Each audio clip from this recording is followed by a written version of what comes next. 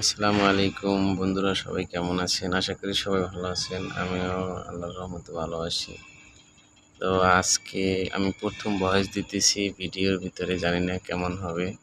আজকে আমি মালয়েশিয়াতে বাজার থেকে গুঁড়ো মাছ কিনে আনছি, যেটাকে বলে কাসকি না কি, আমি নামও জানি না এই দেশি মাছ। যাই হোক, গুঁড়ো মাছ আমার খুব পছন্দ।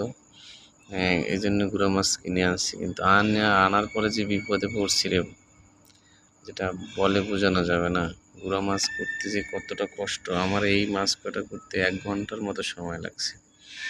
যাই হোক, পরবর্তীতে কোটা হয়েছে, ধুইতেছি, আপনারা দেখতেছেন।